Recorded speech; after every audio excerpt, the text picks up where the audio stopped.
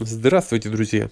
Многие считают, что вареные патроны – это всего лишь армейская байка. Однако советские военнослужащие действительно варили боеприпасы не только для себя, но и на продажу. Другое дело, что эффективность таких патронов до сих пор вызывает больше вопросов, чем ответов. Давайте сейчас в этом разберемся.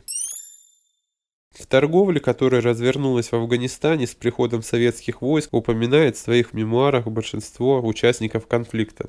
Так, военный переводчик Андрей Грешнов в книге «Афганистан. Заложники времени» пишет о том, что представители армейского командования сделали в Афганистане дуканы, торговой точки. Все, что вызывало хоть малейший интерес со стороны местного населения, военную амуницию, одеяло, простыни, продукты. Особенно ценилась тушенка, состоявшая исключительно из чистого мяса, без жира и жил. По словам Грешнова, именно потому, что тушенка и другое продовольствие распродавалось, отечественные бойцы нередко оставались голодными. Действительно, если верить военному историку Михаилу Жирахову, продукты питания до солдат не доходили часто. В издании «Опасное небо Афганистана» Жирахов рассказывает о том, что автомобили с грузами, предназначенными для нужд армии, все время задерживались у блокпоста в населенном пункте Бараки. Там находился импровизированный базар, где продавались или обменивались на местную водку, прозванную кишмишевкой, продукты питания, мыло, медикаменты, топливо и боеприпасы. Неудивительно, что сбытом последних, то есть оружия и патронов,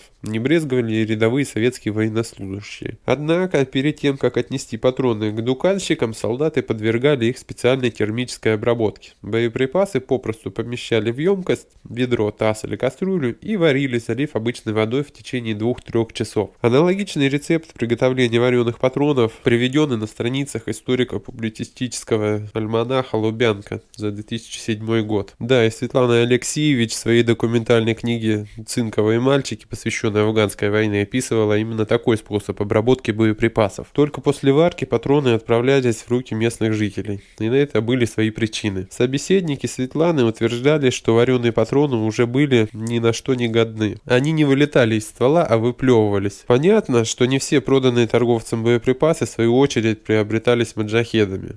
А так как советская армия воевала именно против душманов, было бы глупо снабжать их своим же врагов исправным оружием и боеприпасами. Термической обработкой патронов военнослужащие обеспечивали себе хоть относительную, но безопасность. Между тем, многие уверены в том, что утрата боеспособности вареных патронов – это обычная армейская байка. Так авторы словаря ракетных и артиллерийских терминов А.П. Богатский, Ф.С. Кузнецов и А.Ф. Шаповалов сообщают, что термическая обработка могла сработать лишь в отношении патронов, использовавшихся в прошлом. Дело в том, что тогда патроны содержали гремучую ртуть, которая, как утверждает А.Д. Яхонтов в издании «Курсы взрывчатых веществ», обладает гигроскопичностью, а потому ртутные капсули следовало хранить в сухом месте. Кроме того, по словам Владимира Андреевича и других авторов книг «Эксплозивные вещества», гремучая ртуть начинала разлагаться уже при температуре 90-95 градусов Цельсия. Таким образом, для ртутных капсулей печенье могло и в самом деле оказаться эффективным,